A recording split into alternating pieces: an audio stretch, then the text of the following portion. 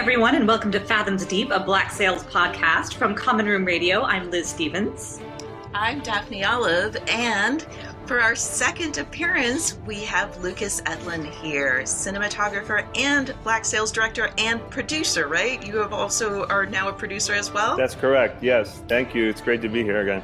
It's so nice to have you here, Lukas. Even though you blew up all of those beautiful ships in 401, for which I may never forgive you. Liz was so terribly in pain from watching all the ships in episode 1. And hearing them, their physical groans of pain. Yeah, Beautiful that episode. was quite, I yet again, how the show enabled us to do all these set pieces that are usually impossible to pull off on a TV show. For 401, we built a whole submerged part of a ship where Luke Arnold could dive through, and that was maybe one of the highlights for me on the show, was being able to put on scuba gear and dive through a pirate ship. That's amazing. I want to do that. That's kind of a boyhood dream, right? Sure. Or girlhood. You dive by cannons and you look for hidden treasures, goodness. Right? You do like to make, you do seem to personally like to make Luke Arnold be in water.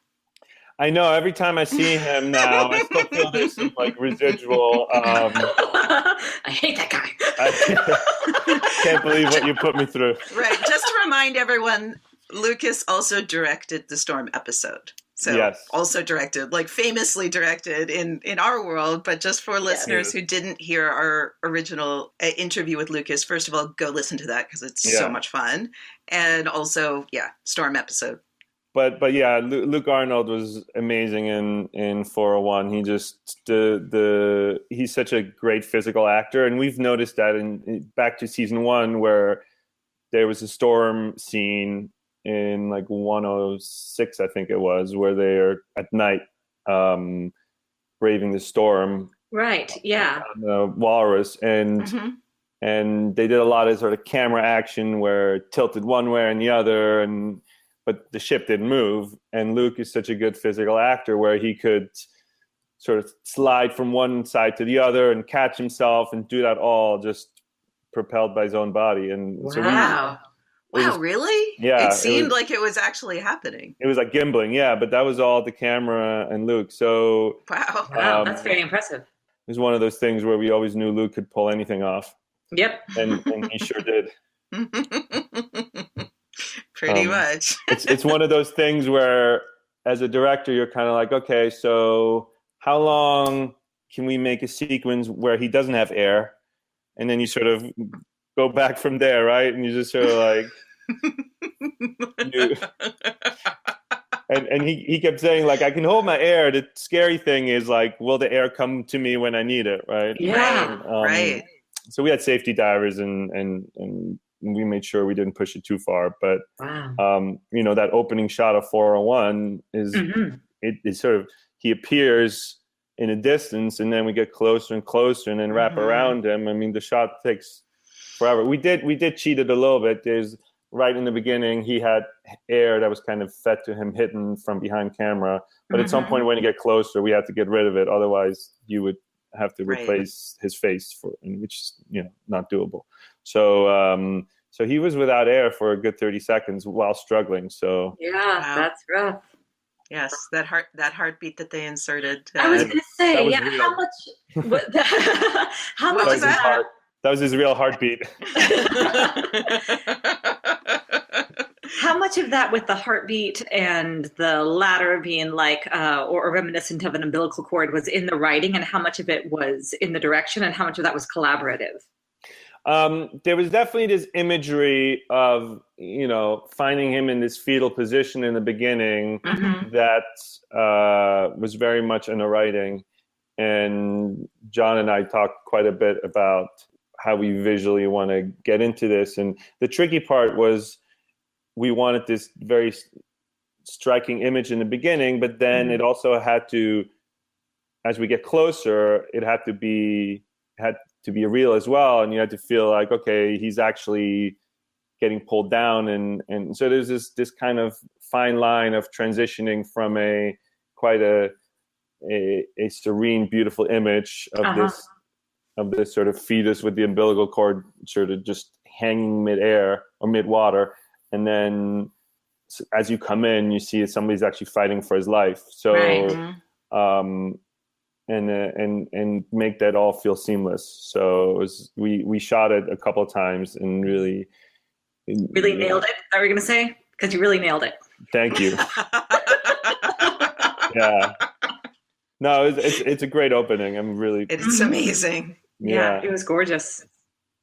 And then it's nice because it goes right into this scene between the two of them that you don't know where you are, and then they in one shot they go outside and they're on the deck of a ship, and all of a sudden the world keeps opening up more and more and more. Yeah, I loved that in particular. I loved the underwater part, but for me it was when Flint opened that door and came out. There was just this beautiful, just like break suddenly, like just this mood change that really was just so much fun, because especially for people who hadn't seen the show, had been waiting so many months for the show. It was like he opened that door and it was like, I'm back in my world. Here we are. You get like a few seconds of enjoying that before everything falls apart. Before everything just gets blown the shit out of. So Lucas, I had a question for you that I've been holding on to since October. Okay. So for listeners who are new to us, Lucas and I met at New York Comic Con. I think it was October, right? It was, I don't know, in the early fall. And right after we met and chatted some, then they showed the first 15 minutes of episode 1 of season 4, which was mind blowing. And then then I had to wait many months to see the rest. Right, and before you could talk to anybody about it. Before I could even talk to anyone about it, except Lauren. Lauren Sarner was with me, so Lauren and I could talk about it. But so Lucas, I came up and talked to you right after, and you had said that you obviously directed this, but you hadn't seen it all put together until that moment. So correct. I don't know if you remember, but I was like, all this time been waiting to hear, like, how was that? Like, what was the experience of that? I mean, it's pretty incredible. Pretty epic stuff. Yeah. No, it is. I from the first time I read it, sort of this 401 opening, it is such a treat to be able to do that, in terms of, now in its 4th season, we really knew how, what could be done and where to push it further. And the one thing we hadn't really done was a battle on the water itself. We've done ship battles, obviously we've done land-based battles, but and then at times in the ship battles there was water portions, but this is the first time where you have this trajectory of ship battle that goes to an abandoned ship sequence, that goes to a whole battle against another ship while we're on the water, and then goes underwater. So it opened up a whole new world of possibilities, and being the first one out of the gate, we really could plan it, and because I was there the whole season, we could really be smart about when to shoot what piece and have it ready by, and do big set pieces like a big spar dropping in the water and all these kind of things that add to it. The interaction with the water for me was one of my favorite parts, because it just makes it so much more visceral when people fall in the water and then you see people bleeding in the water and getting dragged down. And it was my hope was sort of to do the opening of Saving Private Ryan on the water. With pirate ships. That was a big reference of being right in there with them. Yeah, without all that shaky cam. So thanks for that. Yeah. Yeah. But that same feeling that, like, I mean, I think the thing that for me was most affecting me with Saving Private Ryan, with that opening scene, and also with this, was the sense that, like, anyone just not chaos, but in a way that you understand what's going on.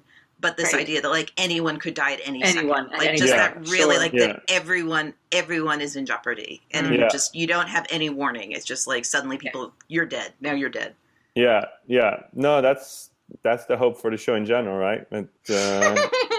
Everybody. Yes, that's true. I don't know if I'd call that hope, safe. Lucas, but yeah.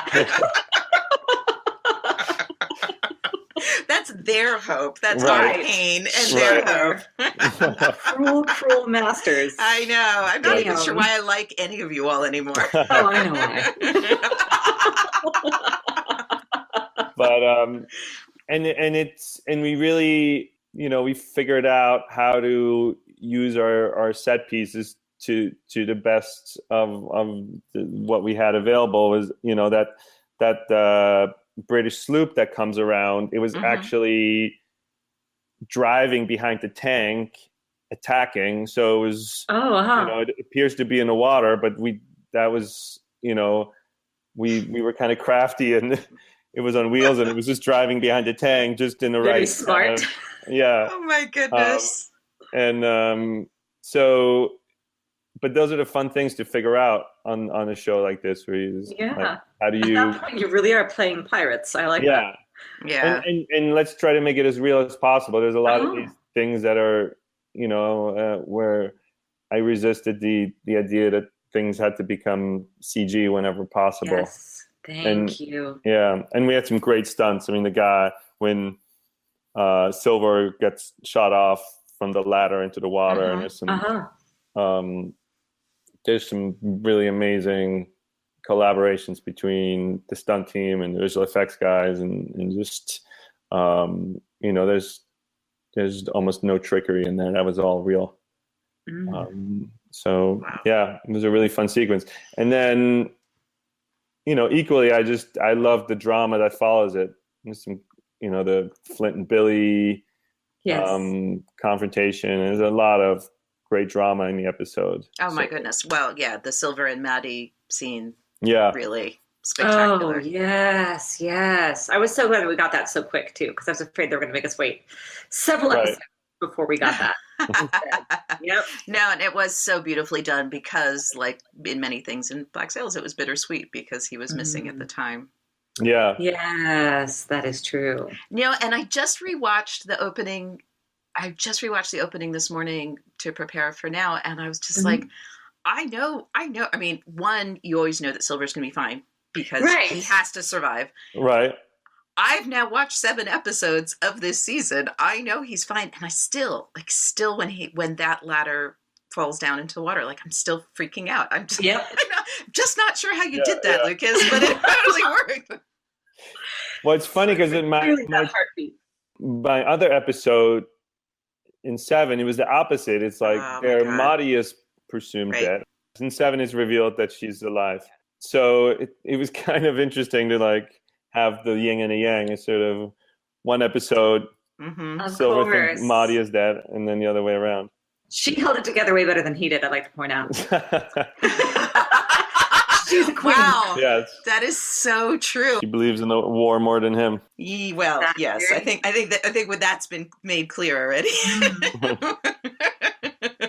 But it's true. Like her one stoic tear when looking out on the water compared to his like absolute emotional collapse. Yeah. Yes.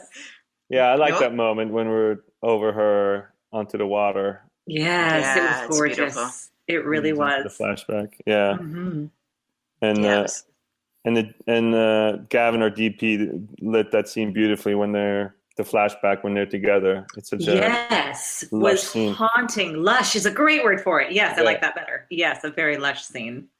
Beautifully done. And I really love the ending of the episode too, when Silver swims back, and it's the introduction of Israel Hands.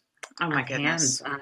And that's again us putting Luke through everything. Oh, that's right. There he's in the water again. Damn it! Falls out of the. What do you want from me? When we interviewed him, he was like, "My body is still recovering. I'm just now feeling like my old self." It's like been 6 months. Yeah. Poor kid. No, and Cape, anybody that's been to Cape Town knows the water is freezing cold. So, of course it is. But yeah, holy smokes! I didn't even think of that. But it's I like that scene because it's very subjective from his point of view, and then this our reference to it was sort of this nightmare where something's coming closer to you and you can't get away from it. Like we've all had that nightmare where you're trying to run away from something and you can't move, and something gets closer and closer. And that was sort of Israel Hands with his torch, where because he's missing a leg and he's exhausted and he can't get away from him. Of course. Right. There was no way he was going to get away. Yeah. Wow. That seems that seems like kind of a theme of this season. There's no way to get away from Israel. From Israel and from this whole war that's just relentless. Everything is relentless towards Silver right now. And there's no escape. Like when he said to Maddie, would I be enough? You're like, where are you going, Silver? You can't get away from any of this. Right. This is clearly just, Our poor man. Our poor doomed man. Lukas, I have two really important questions for you. Okay. One, all season in this coverage, I've been saying that something is a quarterdeck, and I need to know if I'm right, because I keep saying, oh shit, am I getting this right? And then I don't look it up afterwards. So in episode 7, when Silver and Israel Hands are standing up on that thing by the railing, is that a quarterdeck? That's the poop deck. Oh shit! Sorry. Shows what we know. It's all right. So the quarterdeck is where the helm is. All right. Okay. All right. I've been saying all season. I said it when Jack went up to it. I said quarterdeck. I said quarterdeck some other time. I've been saying no one has called us out. It's probably no fine. one has called me out on this. I'm amazed. I'm amazed with all of our listeners who know stuff about ships. Okay, fine. When Silver at the end of episode 7, and we're going to talk more about episode 7 if you have time, because I have a lot to say about episode 7. Yes. But when they're standing up there, is that deliberately a reference to episode 9 of season 3 that Silver and Flint were standing exactly the same way, and you even look up at them exactly the same way? Interesting. I guess not. No, I'm not. I mean, like, I swear. I should just say yes. I should just be like, totally on purpose. No, you should not say yes, because believe me, I'm building theories based on that, so I can stop building those theories if that's not true. Having said that, maybe John had that intended, because I don't remember right now if it was in the script that was on a poop deck, but it might have been, so maybe he did reference it in the writing. It sort of, for us, it was sort of the logical place to stage it, because, they're talking about Flint and the treasure, and Flint's sort of steering the ship and is not really aware of what they're talking about. So I can't take it back. I just made a big deal in our coverage of episode 7 where I was like, they are actually standing in the same positions in relation to each other. And you did do a shot that's like almost identical to when de Groot listened to them. And Flint says to Silver, like, okay, it seems that nobody can say no to us when we're of one mind. And then And then I was like, this is so perfect that now Silver's with Hands at the moment when he might break that thing. Yeah, that is clever. Wouldn't that be clever had that been intentional? Yeah. It was. I should change my answer. Too late. It's on the record. Yes. I mean, it has been over a year, so maybe it was intentional at the time, right? Right. Sure. Should we get John to weigh in when he comes back? Yeah, exactly. But I love those scenes where, it actually kind of also references a scene in 401 where I had them up there with Marty, where Silver and Marty are talking about, trusting Flint. Yeah, exactly. I guess there's a running theme of that spot, and I was going to bring that up also. I looked specifically to see. Right, I looked specifically this morning to see if they were positioned. They're positioned in a different way because he's on the stairs and she's standing up there. But but I did think about that actually. Yeah.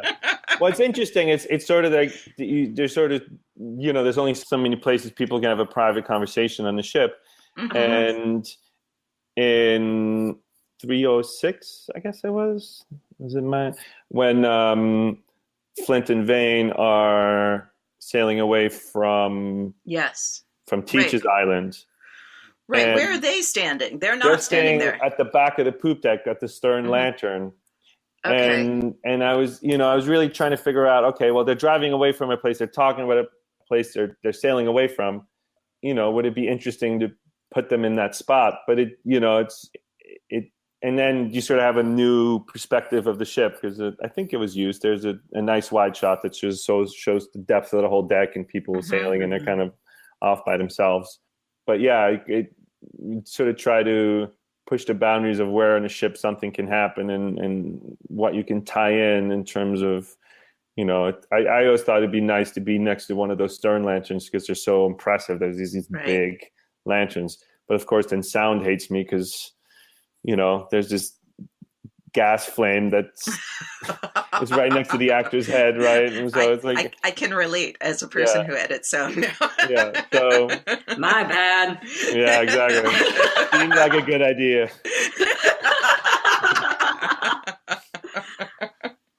Oh, that's so funny. No, but I loved that positioning, actually. That felt really right because they were going away from something. You had more of a sense, like had they been on the railing, like Flint and Silver, or Silver and Hans, or Silver and Maddie, like you're kind of in the center of the ship, in the center of the thing. And where you chose for Flint and Vane to be, it felt like it had a connection to the fact that they were leaving somewhere and kind of on the fringe of it. Yeah. Yeah, the tricky thing on a purely production execution standpoint is sort of finding angles on the ship that show you context, and not, especially at night, and not just shooting into black void. Because, you know, it's kind of, you always want to feel like you're anchored on the ship and you're not floating in midair. Yeah. So that was the tricky part up there. But I thought we solved it nicely. We just added some little clouds in the background and things. So you feel like you know where you are, and it doesn't, you know, doesn't feel like there was always a mantra of the show is to keep it grounded, like have the cameras as much as possible in realistic positions and not float off the ship, and except when there's a big conceptual shots like Billy climbing up the ratlins, and then we kind of fly by the ship, and then it's a different idea. Yes. Which is still one of my favorite shots. That gorgeous. And it was especially the way they then extended it, the end of the shot when the ship's sailing away from us and kind of in the flag being flared, and it's the visceralness of that shot is not to go back to the storm again and again. No. I mean, you know, that episode was kind of a big deal. Yeah. Yes. We're like, you pretty much, Lucas, you can tell us any story and we're going to be really excited to hear it. I think that's like the basic groundwork of us talking to you is like, we could do this forever and you could just tell us stories and we'll be thrilled. But what was so much fun about 407 was this new world of Philadelphia. And it was a great new set yet again. Yeah, of course. You know, Wolf, our production designer, is just amazing in building these worlds, and it starts out with his conceptual drawings that just come to life on paper, and then he's told it's, you know, he's got to scale it back, and he pouts for a bit, and you know, because he just, you know, he wants to give us everything, which I appreciate. And then we you know, so all these buildings are only one story tall, so anything beyond that is extended later in post. Okay. Oh. It's kind of funny when you're shooting in it. It's sort of this like really all these really flat short buildings that you eventually know are going to be taller, and just adding to that world. It's sort of fun to be in a more civilized world where you have, you know, the finer people and the carriages and the combination of military. And it's funny when you started doing Philadelphia, and then you put all these records in, and you really realize of like, oh, that's right. There's sort of, we're still in a colony. Yeah, pre-revolutionary. Yeah, crazy. Yeah, I think it's neat for an American audience to bring it into the colony, you know, into a place that we can really relate to. I mean, even people who haven't been in Philadelphia, it's, you know, it's a place that everyone learned about. It was, you know, a central part of the beginning of our country. And so you've seen illustrations in history books at the very least, even if you've never been there or been anywhere near there. It's just, it was interesting. I think it was really fun to bring this into, I mean, that episode twice goes into our context, like that suddenly they start talking about bringing their war, that, you know, they were talking about the Caribbean, and then suddenly someone says Boston. Boston. Right. Exactly. It's true. And one of my favorite scenes in Seven is when Rackham, has a run-in with his groupie, his pirate groupie, oh my right? God. Wait. We called her the pirate groupie. No, but do you know that this is like one of our podcast jokes, because we called the captain in episode 201, we called him a pirate groupie, and this has been one of our jokes ever since. Right. Yes. No, she's totally a pirate groupie. Like, didn't you make jewelry that said pirate groupie? I did. I did. We actually have jewelry that people have bought from us that says pirate groupie because it's one of our jokes. Yeah. And that scene was always, just reading it just jumped off the page. It was brilliant. And you knew that as soon as Toby Schmitz gets his hand on it. Oh my God. And they're both great in the scene. And that sense of, the other perspective of this pirate world that we've lived in for so long. And it is kind of the rock and roll guys of that time of history, right? Of what the image that was portrayed by them, good or bad, and the mysticism, and then it sort of colliding with reality is a really fun scene on many levels. It was fun for us on many levels, and it's fun for viewers. Like, it's fun for fans of the show, because it's almost like we're in with the cool people, and then we have this tourist show up, and we're like boiling people, seriously, like, right. Like, we know that that's not what people do. Like, that's just crazy. Right. So we get to be like kind of in with Jack for that moment. Yeah. Which really is what everyone wants to do, is just be like friends with Jack Rackham. Yeah. True. Don't we all? Yeah. And 7 is a great Rackham episode. It sure is. Oh my God. Yeah. So much fun with that. Yeah. It starts with the scene with Bonnie, and then there's this great scene with Jess where she's kind of chasing him through the ship and trying to tell him he should be the governor. Wait, we don't have that scene. Did that get cut out? Oh, no, I want that scene. Wait, what? Maybe it did get cut out. It got cut out. Or maybe it got shortened. No, it got cut. There's no talk of him being, she was talking about like him becoming the governor of Nassau. She was pitching him to, she wanted it to be him. Is sort of part of her plan is that he is most prepared to take over as governor in his sort of, with his background and his position and his skills. But in the scene, it feels like she's also he feels like she's manipulating him. And it ends with him going on deck, and it's the first time we're in a cold climate. That's still in, is it? Yes, which is pretty fantastic, actually. Yeah, right. So that's the heartbreaking things. It doesn't always all end up in the show because there's only so much time, right? Yep. It was fun doing those ships in the harbor scene in Philadelphia because we just sort of configured all our ships so it was sort of like they were kind of docked next to each other. And then we had this big snow team come in and so ice down all the ships. We don't see the ships from the outside enough, right? Because usually you're on the ship and then you can't see it. And otherwise you might have some one or two wider shots, but you rarely get to spend time on the outside of the ship.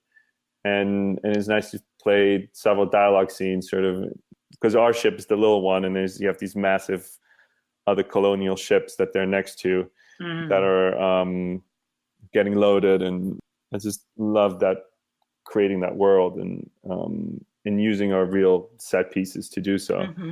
And just doing winter in general, it's a nice change for our show. Yeah.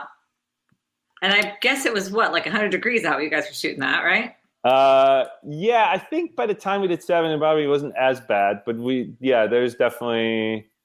there were times when, because our costumes are so beautifully made, but they are elaborate and they are not, a lot of times people wear coats when it's really hot. So I feel for those guys.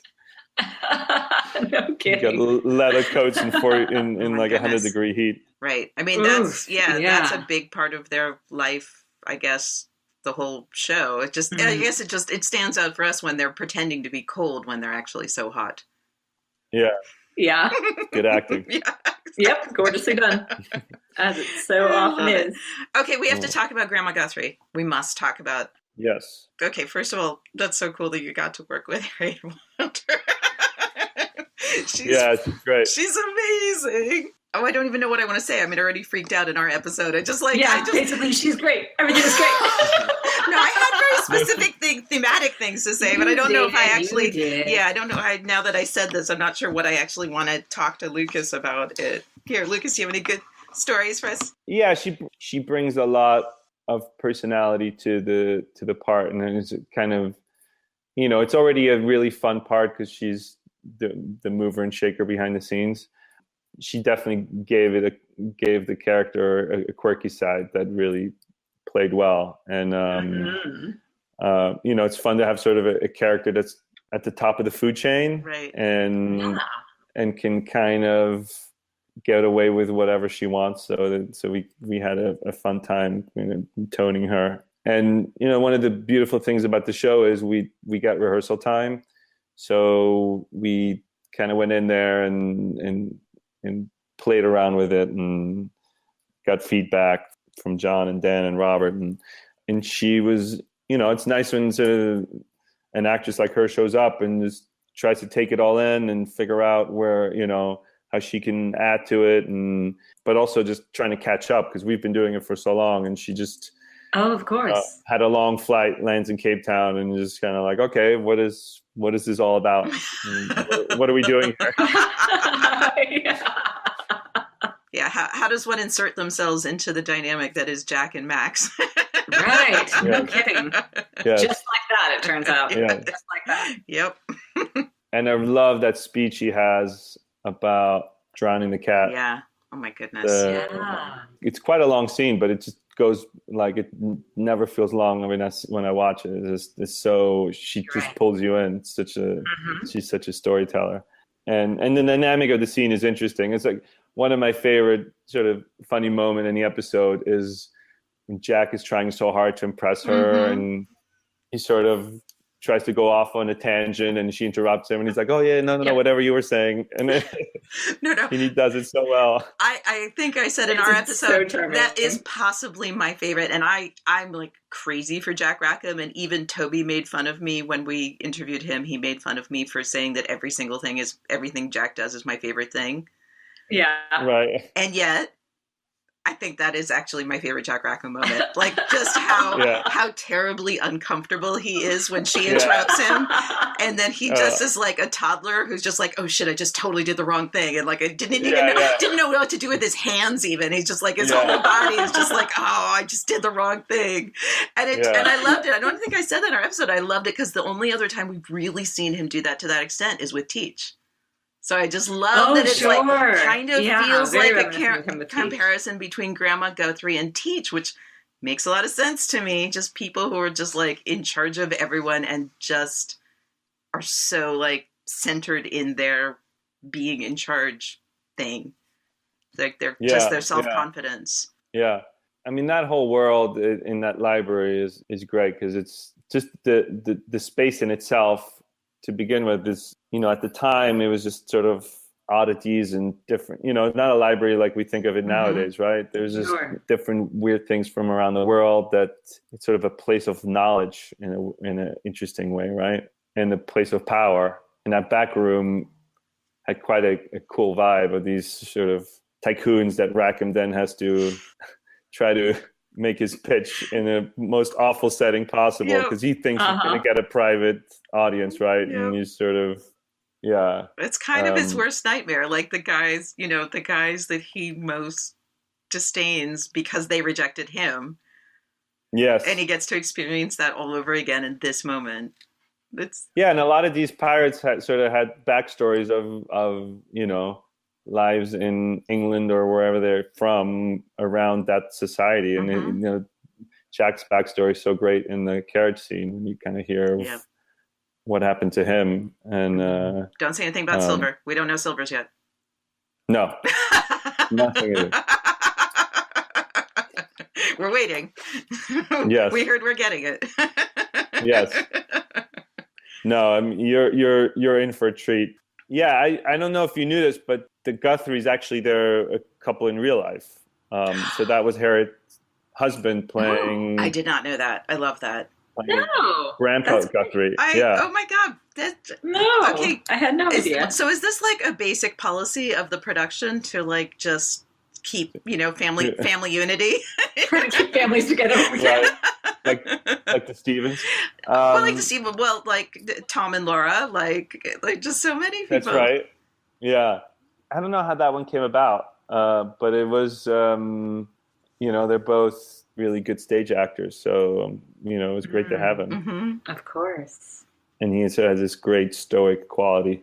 I'm trying to think what else is in 407. We have the Silver's grief and the revelation that Maddie is alive, and then Flint and Silver dealing with that. Yeah, and the whole story of Tom making a deal with the governor. He looked so scary.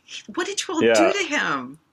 Yeah, he was. It was great because he's such a powerful, good-looking guy, right? So like, yes, he is. Let me know if you're into that. Yeah. So I'm sure he enjoyed playing that version as well. Yeah, and doing something different. And the scene with Rogers, I think, is so powerful, where they're sitting across from each other, and he's sort of betraying his whole his whole being, like his whole everything that had been important to him up until that minute. Yeah, well, it had been betrayed as far as he was concerned, so he had nothing left. Yeah, absolutely. Yes. But that is, I felt that scene is really, this is the moment where we see, this is how it happens, Billy Bones. Right. Yeah, this is where we see. Right. This is where we see the person that where we see how we begin to understand how the person in Treasure Island ends up being that person, which has been really fun to have that be such a mystery. Right. Yeah. And we shot it in a way where there's sort of a lot of profile-y shots where it was sort of just kind of like these two worlds against each other, and are they going to come together? Because at first it's not clear if. Where this is going to lead, because they're both tiptoeing around a bit, or at least they're not, it's unclear how much Rogers will go along with it. Right. And I like that sort of intercutting with, you possess the key ingredient. Yes. And hopefully there's a bit of a build-up where we're kind of like, ooh, what are we going to find here? Yep. No, you all did. Yeah, you did good with that. It worked really well, and the play on words was really nice. Yeah. We also need to talk about the Eleanor, like the Woods Rogers with Eleanor's body scene. Oh, of course. Oh yeah. God, that was gorgeous. Yes, gorgeous is my word for the afternoon. It turns out. Yes. Sorry about that. I'll work on the thesaurus or something here in a second. My bad. It works. It works for this season, this show, this episode in particular. No, I like that scene a lot too, and we played with a couple of different versions of it, of sort of what takes him into this moment of connection with her when she looks at him on the table. Yeah, and there's like a version of where he heard children's voices outside. I don't know if that's no. What ended up being it ended up being like church bells. Is that what it is? It sounds like church bells. It's a bell of some sort. Because obviously it was always kind of like the theme obviously was there, him finding out that she was pregnant, but it's just kind of like, okay, what's the right tone, and how much when is it, like, when are we kind of digging into that storyline nicely, and when is it too on the nose? So I don't know. Yeah, we tried some different versions of that, but I think it ended up being probably the simpler version, which is still plenty powerful. Yeah, I mean, really, the look on his face. The vision of her, and that she's looking at him in his imagination, or his experience of it. That suddenly she's looking at him, and the tear is very powerful. Yeah. Really, to be honest, it's Luke Roberts' face, because I was super ready to not be sympathetic to Woods Rogers at all, and Yep. Still pretty mad at him, but in that moment, I'm there. Like I was there with him. I just felt horrible for this horrible man that I hate. Yeah. And the tear actually wasn't scripted. That was just Hannah. That happened. Go Hannah. Yeah. Oh, Hannah, I'm so in love with her. I know. And we're madly in love with Hannah. And I didn't know, I had problems with Eleanor, but now that I've met Hannah, I'm like, Eleanor might be my favorite from Go. I'm not sure what happened. Yeah, we're crazy for Hannah now. We were covered the other way because I'm like, I didn't know if people were going to be like, she's dead. Why is she crying? So it was kind of like, but everybody liked it. So luckily it's it was lovely. Right. But we had also all the dream sequences in season 3. I mean, for us, it felt very, very much like it had made a connection. And there's so many connections between Flint and Woodes Rogers. So to have a connection of Woodes Rogers also having kind of a mini vision that mirrored what Flint went through just seemed that seemed very appropriate. Yeah. And I like those moments in the show where you sort of play these nonverbal, really emotional beats that you can just sort of, we had this nice little crane shot that goes over her body and it goes right into his face. And I love those moments when you especially when you have an actor that can deliver, you can just stay on him and you just get pulled more and more into his world. And Annie Lou is great in that scene too, where she's doesn't want to tell him. Oh my goodness! Yes, amazing. Or doesn't want him to find out that way. Right, amazing. With the little bumbling doctor guy, it's a great triangle between God. 3 very different mind spaces. Yeah, absolutely. Yeah, no, she's been so amazing, and Hannah.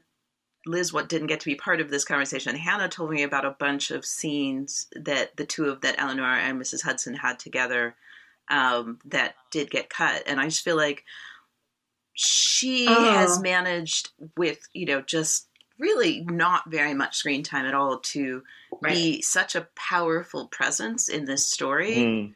And that scene really felt, I mean, I don't know if we're going to have more of her, but if that was her last scene, then that was kind of the perfect capping to all of it. Just the extent of her kind of torment and compassion mixed together in the situation she's been from the start was just so well expressed. There might be more. Yeah, well, you're not allowed to tell us. It's okay. No.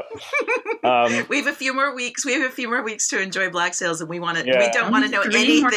We don't want to know anything ahead of time. Yeah, we only get to do this for a little bit longer. Speaking of favorite scenes cut out, there was one that unfortunately there was just not enough time for it, and it kind of another one got folded into it. But there's a scene where, in the beginning of the episode, where the Spanish are leaving and just everything's destroyed, and we have this amazing crane shot that sort of shows the Spanish ships leaving, and then we survey all this mayhem of the tents destroyed and people picking up the pieces, and the camera just drifts over to the tavern, and we find Rogers standing there and surveying his fallen empire and his obviously his choice that led to it, and and the camera just swoops in on him while Soames, his helper, is trying to get his attention, and the camera just keeps drifting into him, and we're inside his head, and it's like one of those, I thought, visually very sort of, it's in one shot told the whole story. Yeah. But it's a similar beat to when he's by himself in his office, also amongst the destruction. So I guess it was a bit redundant at the end of the day. But it's one of those where I'm going to keep that shot, even though nobody else will ever see it, because it's quite cinematic, and it's nice to I mean, it was heartbreaking, but it was nice to see our world in such a different light, because we've been around these tent villages for 4 years, and now they were just burned to the ground. Wow. It was quite surreal stepping out there, and it just took on a whole new, it was just a totally different world. And just shows you in general, nothing is permanent, whether in our stories or in life, because it just shifting sands. Yes. So wait, what is your role? Like, okay, I'm going to have a question now just about your roles. Like, so you started out as cinematographer here, and then season 3 is when you started directing, right? Or you were already directing? In season 2, you started directing bits, yeah? Or a whole episode? No. Oh, wait, did you direct a whole episode in season 2? It was 209, the Miranda's death right, episode. Of course. I knew that. Sorry, yes. I knew that. We even gave you shit for that. Okay. Yes. Yes. So sorry. Yes, we totally gave you shit. Again, everyone, listen to our last interview with Lucas, where we give him loads of shit for Miranda's death and how it was done. And then in season 3, you were already producer, or you were director, and you directed parts. Like, you did the carriage scene. I'm just recapping for people who didn't listen to our last episode. You did the carriage scene, even though that episode was not your episode. Yeah, I had 2 episodes in season 3. One was 2, which was the storm, and then 6, which was sort of the setup of Rackham versus Rogers when Rackham gets arrested. Yeah, I think we called that the 2 duels episode, something like that. Yeah, exactly. yes, sure. That's a good way of putting it. So yeah, it's the Flint and Blackbeard duel, and then the verbal duel between Rackham and Rogers and Bonnie fighting back. Mm-hmm. And just bits and pieces here and there for the other episodes. And then, in 4, it was the opener, 401, and then 407. And then also 1, I ended up doing a bit of the Havana portion. I think it was 405, where there's a cool shot we got to do where they're being walked into the square of Havana, and it's just this one crane shot that starts in his face and then wraps around, and we get taken into that world.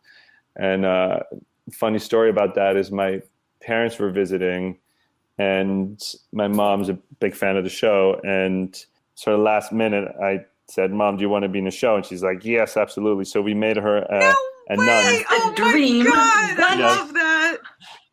So everybody was really sweet and on board with it. And so the day before, she just kind of did the rounds between, hair and makeup and wardrobe and getting fitted. So how fun.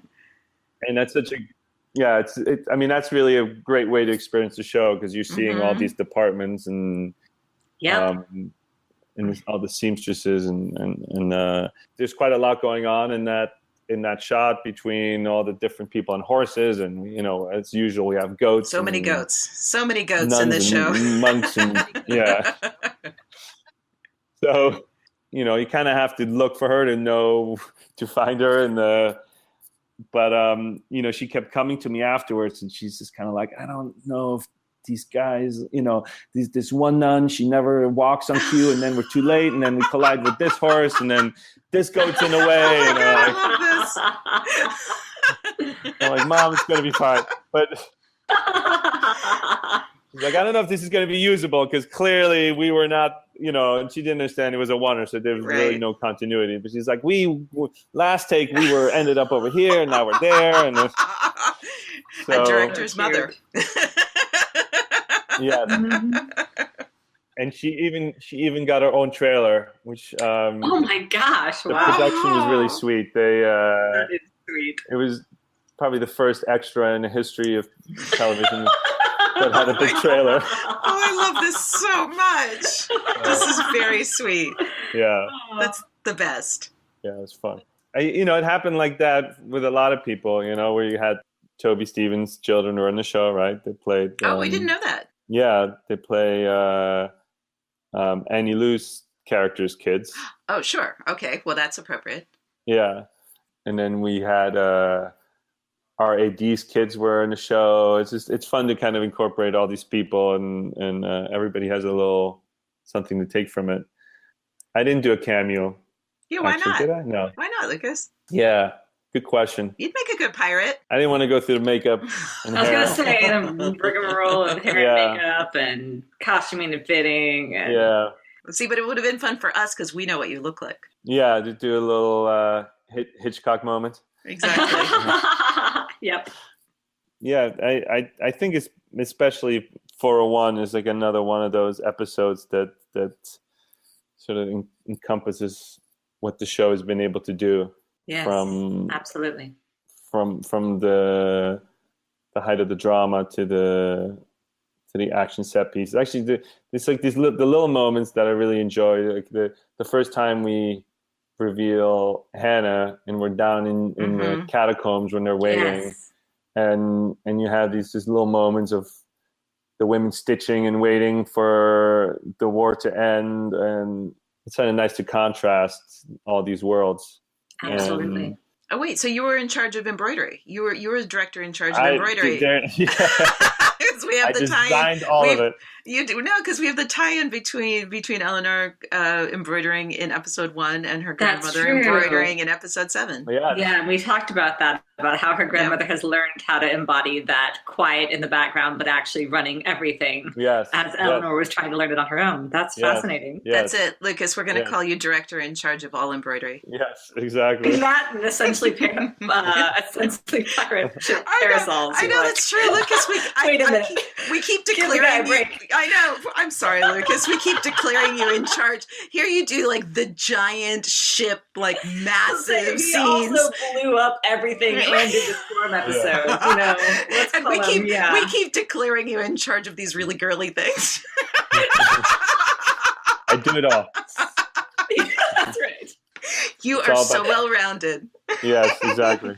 But put that on the resume. My question, speaking of blowing up stuff, so in the little like behind the scenes thing for episode 6, Dan seemed super duper just giddy about talking about the process of blowing up Nassau. Like, so were you involved in that whole thing too as a producer? Yes. And are you giddy? Were you giddy? Yes, I was giddy. There was one shot. There's one shot we did, which was really high end and conceptual.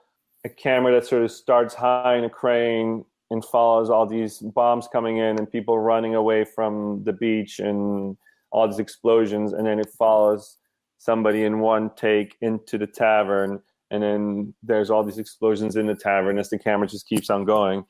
It was one of those shots that, you know, was quite technical to set up, and the camera was on a remote head, but then had to sort of be pushed by hand into this tight space, which was the tavern, and timed out. And, you know, it was basically half a day to set it up.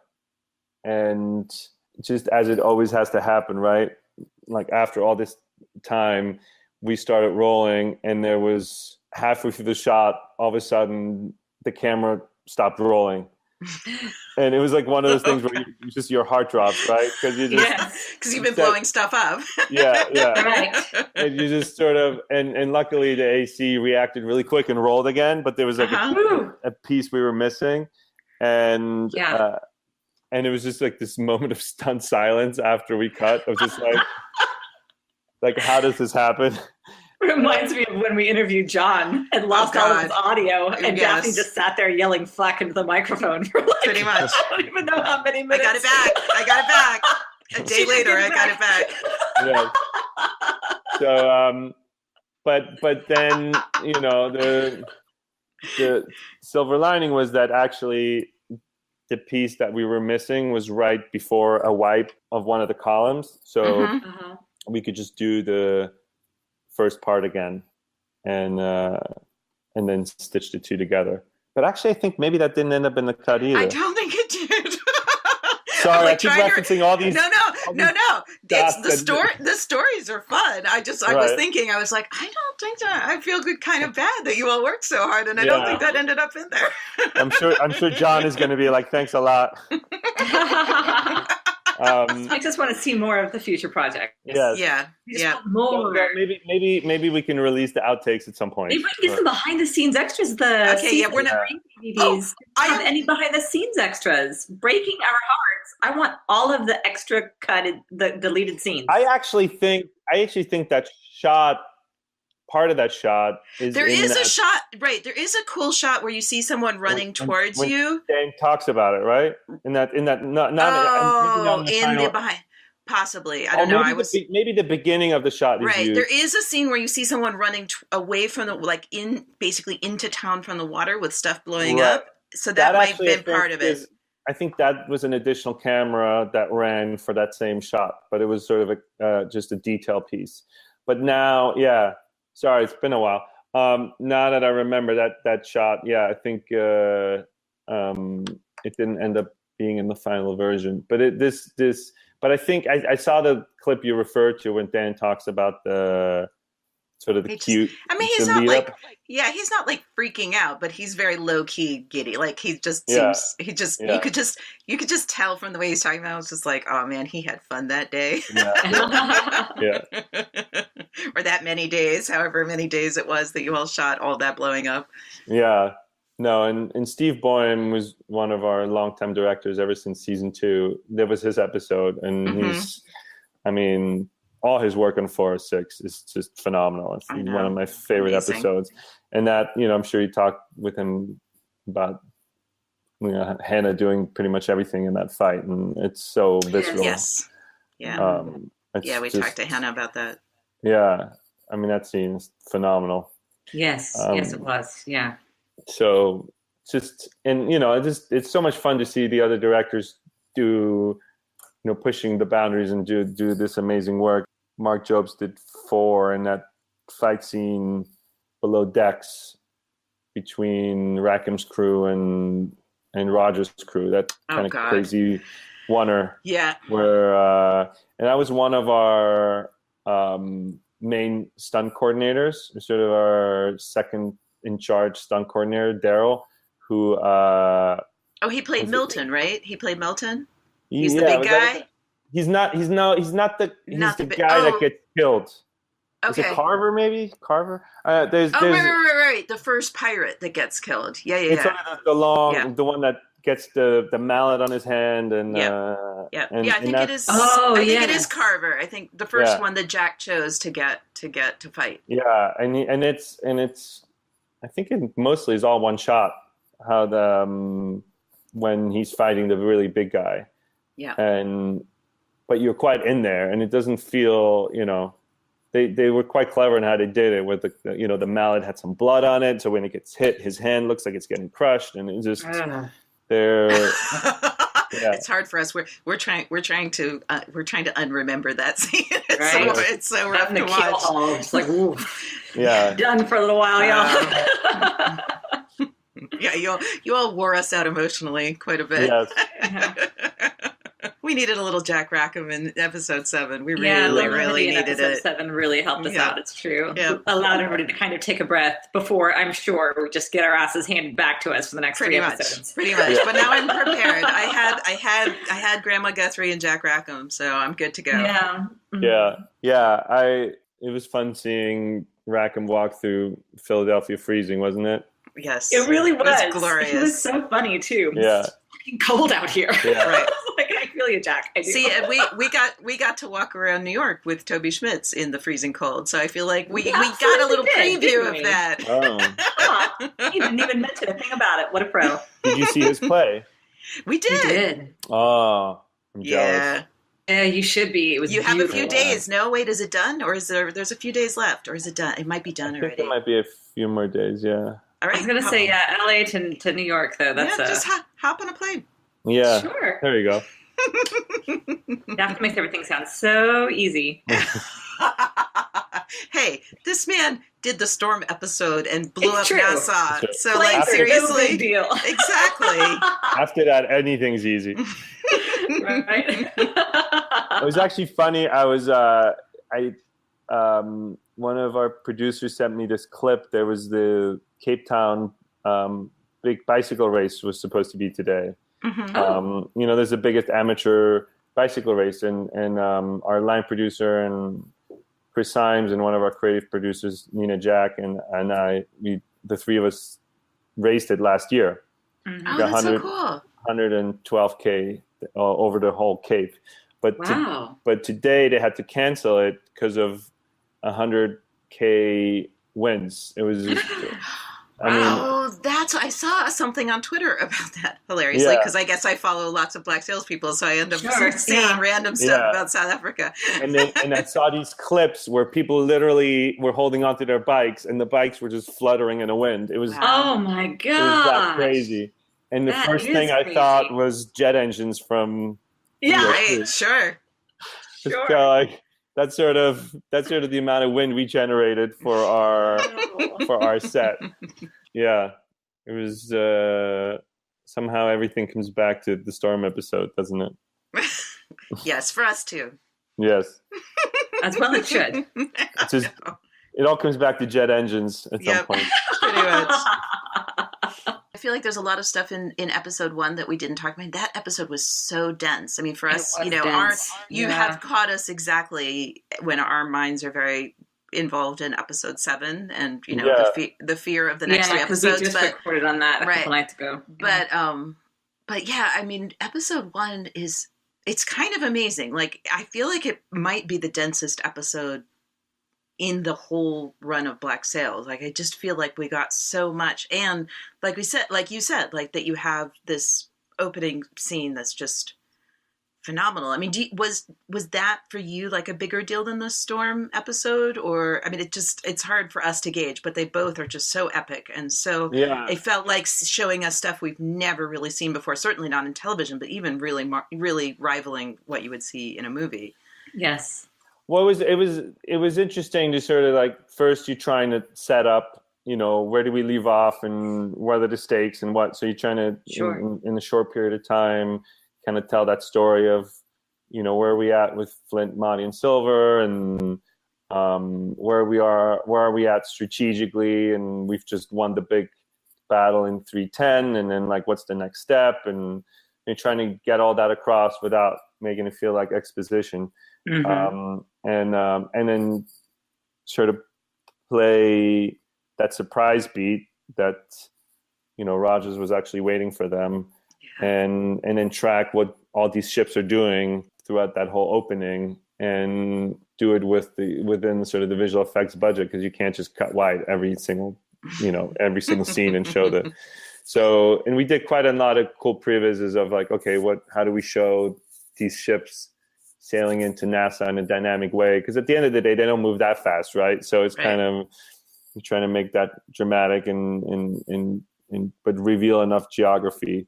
And we had a lot of diagrams and meetings and kind of like, okay, who comes from where, and where is the wind coming from, and how can they turn, and what does Teach's ship do when they get attacked, and do they, how much of the story do we play there, and how much do we just stay with Flint? And I think there was maybe a scene that got cut out where we were a little more with Teach during that whole battle, but then it felt like the story is really between Flint and Rackham, and how much trouble they're in, and how they're gonna get out of it.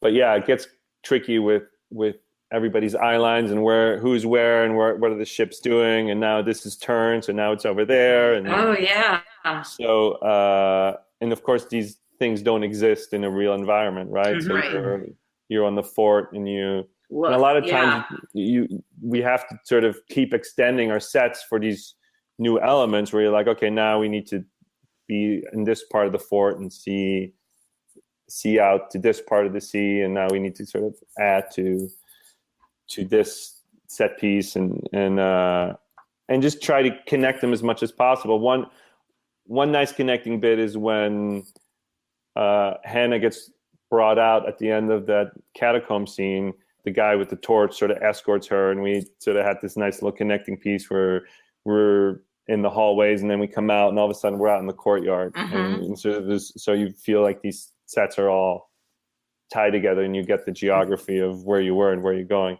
Yeah, and then the ship crash was an interesting one, because yet again, how did you all do that? That you made? I mean, what amount of that is like an actual ship? And so we were. How much of it is it like a little model ship with your iPhone? Did you do that? Yeah. Well, luckily we had that gimbal ship from the storm. Mm-hmm. So that came in handy again. Although some of it we faked as well on the real ship, where we just tilted the cameras and had people lean. Wow. And it's amazing how that sells. It felt super real. Yeah. It really did. And I really wanted some big physical explosion moments that we pushed for. And this is one really great shot where this cannonball just rips right through a longboat. Yep. And then it collapses, and so and it goes down like that. Yep. Yeah. So that took quite a bit of setup time and getting that right. But I think you can tell that that's real. I don't think you would. Yes. No, that for sure feels real. If you can, it just, it has that quality of a real giant wooden thing that fell down and hit something. But leading up to that, it was a lot of sort of what is this timing of when do they realize that the ship ahead of them? So first the ship turns in and then it crashes and they realize and they're trying to get away.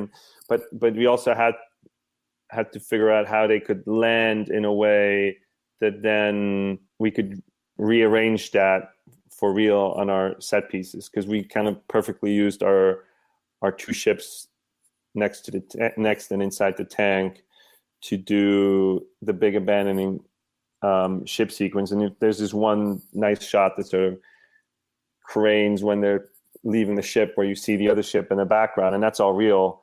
They're like people coming off of both ships and diving in, and so it was a bit of like a Rubik's Cube, where you're like, okay, well, this needs to go this way and this, and then he needs to crash in a way where we can replicate it later on in the tank, so a lot of diagrams and a lot of fun. So who comes up with, like, there's two things that I meant to ask John about, but we did actually get cut off and lose his audio for a while. Yes. The two things I'm fascinated with are, like, one, the strategy. Like, there've just been such great moments of strategy, but that whole beginning of episode 1 is really just phenomenal, I think, on the strategy level. And then also just the physical stuff of the ship. Like, I loved that Flint, that they had loosened the sails and so that they would not go fast, but then he realized that they needed to pull them in again to try to raise the side of the ship to be able to use the cannons. Like, who comes up with that crazy stuff? I mean, that's in the writing. I think they do. So that is a question for John. Well, we have naval and marine advisors and historic advisors that kind of help with what these square ships do and can't do. And the idea is sort of like, the first question that came up is what's an emergency brake on one of these ships? Because obviously they don't have an emergency brake, right? So the best thing you can do is throw an anchor and let the sheets fly. Right. But of course you can't stop on a dime. So I don't know if the drop the anchor ended up in it at the end of the day, but there was sort of... that is not actually in the episode. That's just to let the sheets fly. Yeah. So we had those two bits, and then the idea was, how do we fire back, and how do we get the trajectory of these cannons back online? And that was always a tricky piece of storytelling to get across, because you have to establish that the sheets are loose and that you can pull them back in and use them to orient the ship or angle it the proper way. And but there's a couple of these fun shots where you really see the ship coming slowly upright again and shooting over the cannons, the fort slowly coming into view, and it's fun for them to do this bit of sailing while they're fully under attack, and it just adds to them being more in peril, because they now have to come out of their hiding spots. They have to come out of their cover and do some sailing. And then it's fun when the tide turns and they fire on the fort, and now Rogers is under attack. So it was fun for me, that's for sure. And that we kind of know that there's other Rogers ships in play, but we kind of lose track of them for a second because we're fighting somebody else. And then just when Silver disappears, the next danger happens, and there's a whole other battle that ensues there. And I hope that came across. It's sort of like, that's why Flint doesn't go in the water. Or that's why we can't go after Silver, but also why Teach decides to draw them out, because he's in such a big warship, he can't really get into this small fight. There's a lot of little storytelling pieces that have to be woven into the big action scene, but I hope it all comes across. I think that you did a good job. Really well. Paying close attention. It does. Yeah. Oh, and the one we haven't talked about, which actually I really loved the scene, is where Teach, Bonnie, and Rackham fight the redcoats that board the ship. Oh my God! Right, we haven't talked about that at all. That was amazing. It actually, in an earlier version, it used to be quite a fun tension scene of kind of them, the ship's kind of coming towards it, and then there's clanking, and then there's sort of the hooks come over and the smoke cannons. But I guess it was a very similar beat that we played in 105 with Dufresne when they're kind of waiting. Right. Yes. Sure. Waiting for hunkered down, waiting for the battle. But yeah, so we kind of cut right into the fight. But we really tried to play it from Rackham's perspective, and we kind of got the camera right in there and did some shots that were very, they're not POV-ish, but they're kind of like the camera's very locked into him. They're a little different, right? Like there's that one shot that I actually remember now that I had made a mental note to ask you about, that, that shot where it's like, it's different than I feel like anything we had seen in Black Sails, and I don't know what to compare it to because I'm not a cinematographer or a director, but like that thing where like he's moving and like the camera's like kind of moving with him, and it feels like, it's very subjective. I mean, obviously, you know what I'm talking about, but like, I don't know. That was just it was a neat choice because I felt like for us, I think for me, it was particularly fun because Liz and I had just talked to Toby Schmitz right before that, or a few weeks before that. And he had talked to us about fighting styles, about how each character had their own fighting style, and that had been developed as kind of a character thing. And he described Jax as rabid. Feral. And feral, that's what it was, not rabid. Sorry, Toby. So okay, I got your back. So yeah, I know. Thank you, Liz. Yes, not a quarter deck, not rabid. No, I'm noted. I will not say either of those things anymore. So your Kung Fu Panda reference. Thank you. Oh, Lucas, good save. Thank you. So it just felt to me like that shot really brought that out. Like that whole fight scene really worked so much in terms of like looking at how Teach fights, how Anne Bonny fights, and how Jack fights. When we finally get to see Jack proper fighting, right? And that shot, it brought you into Jack, but it also like really brought out this idea that like Jack's just like a bit out of his mind right then. Yes, no, it for sure, because he's, there's this great scene later where Bonnie questions him and like, why, why are you doing this? And this great sort of fuck Charles Vane scene, right? Right. Yeah, exactly. So you also got to do the bookends of that. Yeah. Where she says he's dead, and then he says he's dead. Oh man, Lucas. A lot of good bookends. I love it. Yeah. So that stuff, the technique of it was, it was almost like what's been done, but I think that's a bit over the top and it's a bit too gimmicky. There's a thing called a body cam where a camera straps an actor, where we strap a camera onto an actor in this body harness, and every way he moves, the camera moves as well. But we wanted to do it a little more organic than that, where the camera was still operated, but we were right in his face and we moved with him in the choreography. So it felt in there and subjective, but it didn't feel like, the camera was mounted to him.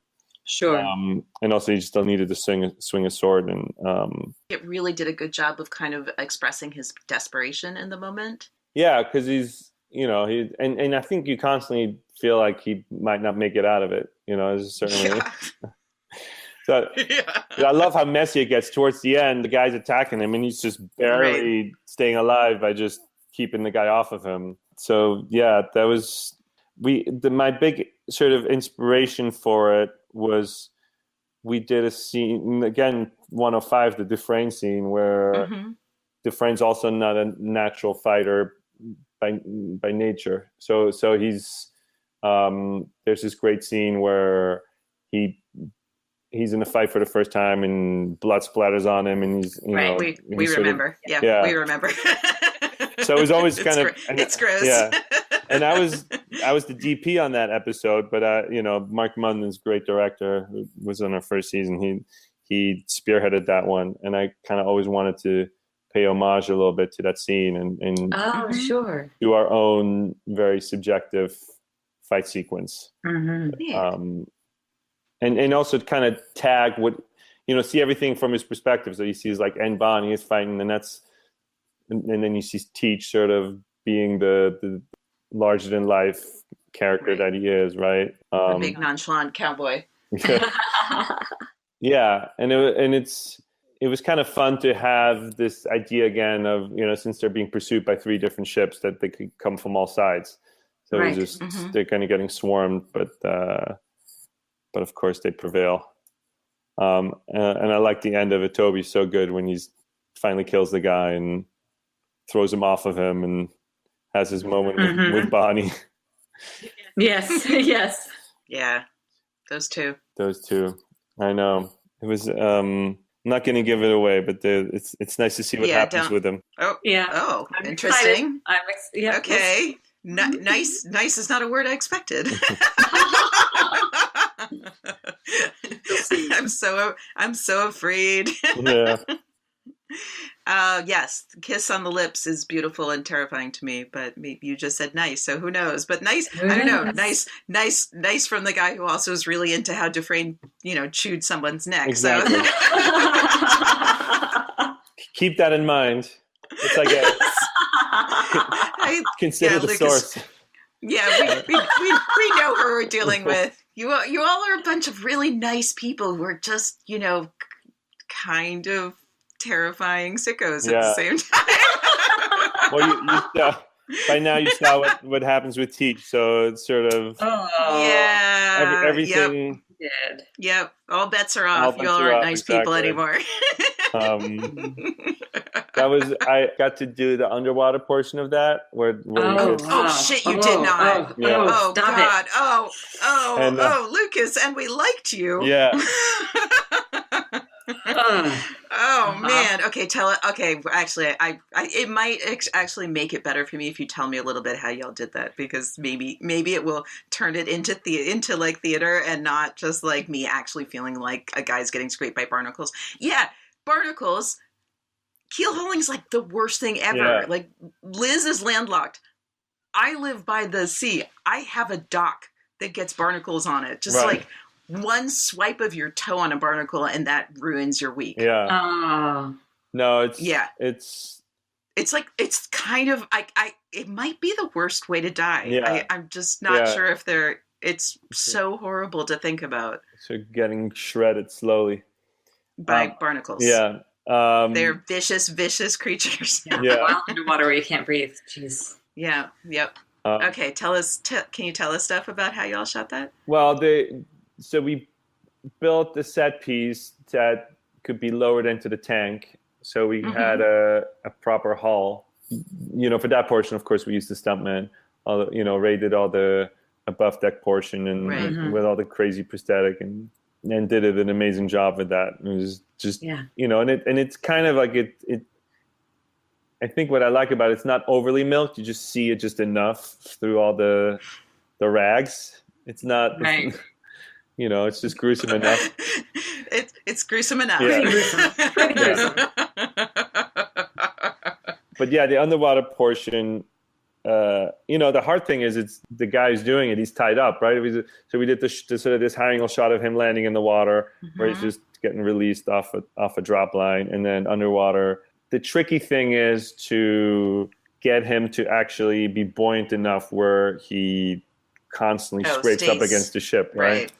And he's sort of connected to two ropes, obviously, on either side. Liz, are you suffering? A little bit. Sorry, okay there. It's fine. It's fine. I mean, the one advantage was because he had a hood on, he could have air.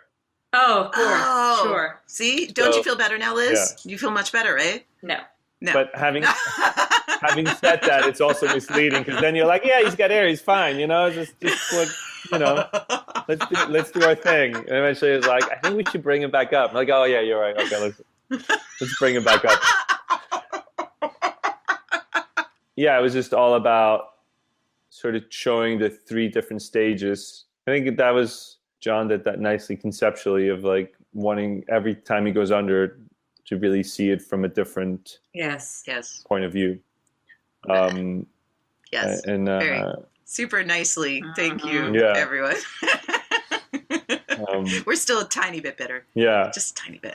But it is, it sounds easier than it actually is to just like, to put these set pieces in the water and get, and any kind of underwater work, of course, is sort of one bit at a time and one shot at a time, just to get these shots lined up and figuring out a way to stay within the set piece so that not everything has to become a big visual effects extension. And but I think it's one of those scenes that once it all comes together, it's just the cumulative effect is quite astonishing. You just down to like them, even just them like seeing them underwater, like then them pulling ropes on the deck has so much more meaning, right?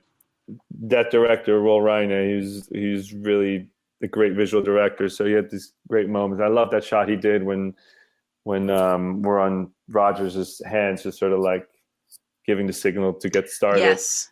Oh my God, that hand. Yeah, it's just these like little moments that are quite iconic. Right. I think it even ended up in the trailer. I think it did end up in the trailer actually.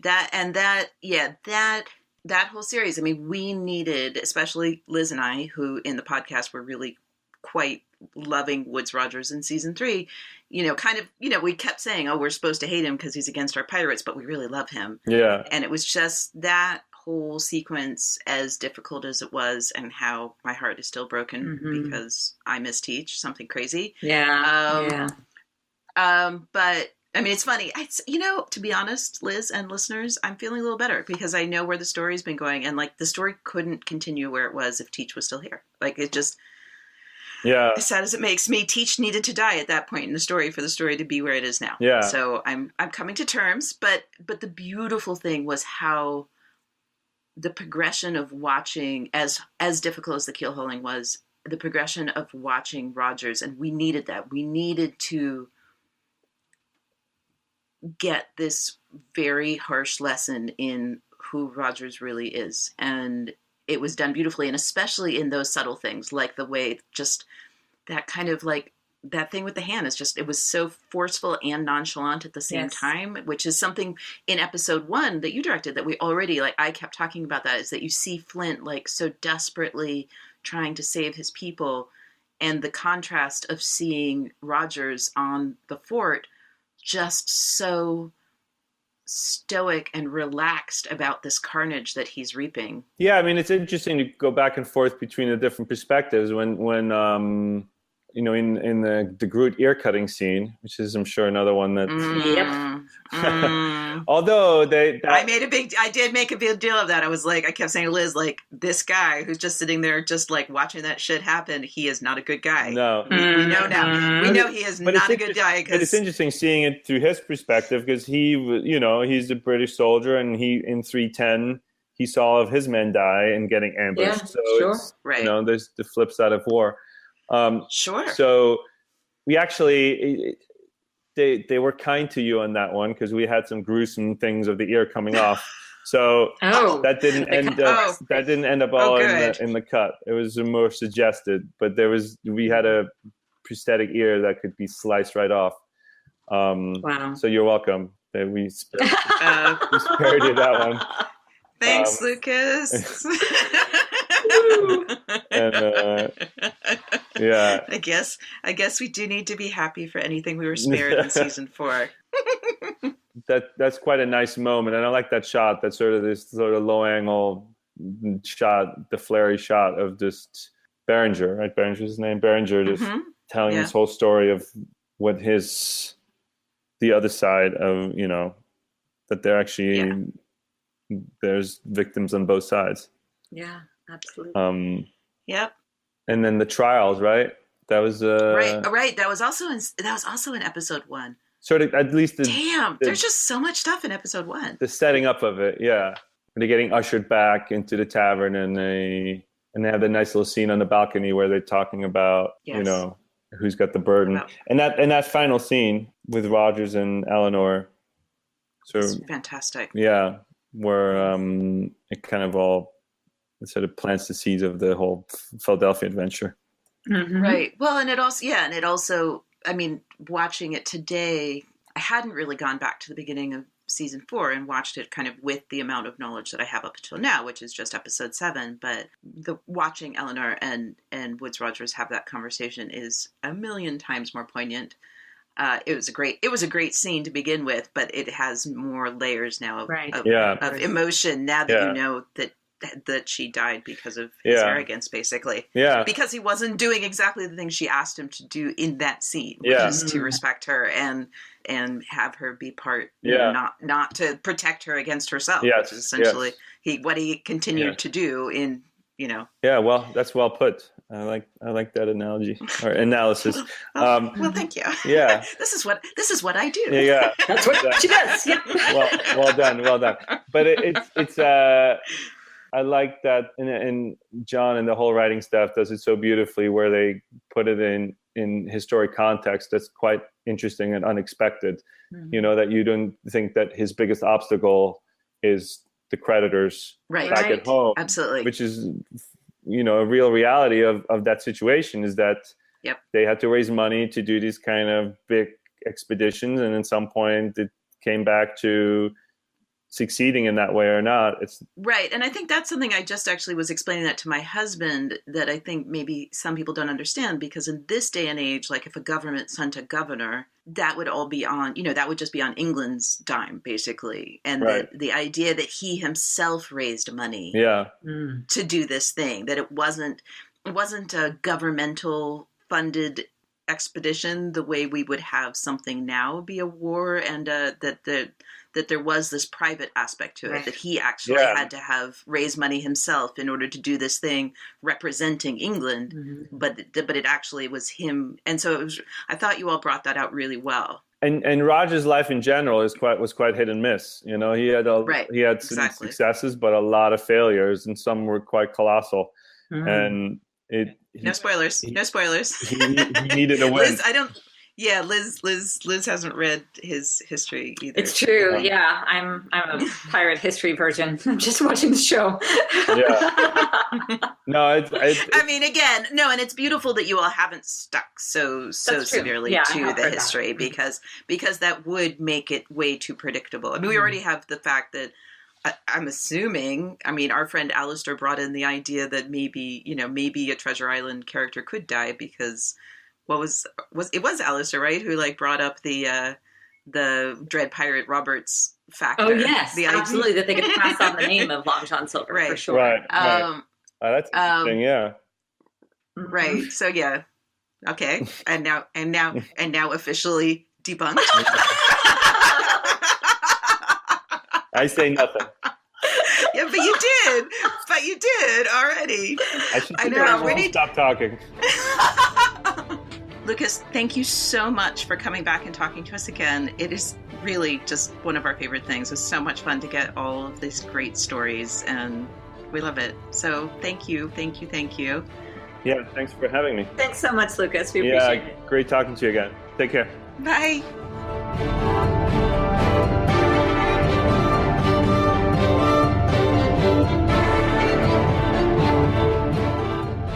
Deep is a Common Room radio production. For more information and access to other programs, please visit us at commonroomradio.com. To show your support, pledges of as little as $1 a month can be made to patreon.com/commonroomradio. Join the conversation by using the hashtag #Fathoms Deep and follow us on Twitter at BlackSalesCast. We ask that you keep your tweets respectful and positive, and please avoid spoilers. If you have more to say, we want to hear it in all its spoiler glory. Email us at podcast@commonroomradio.com with Fathoms Deep in the subject line. Thanks for listening.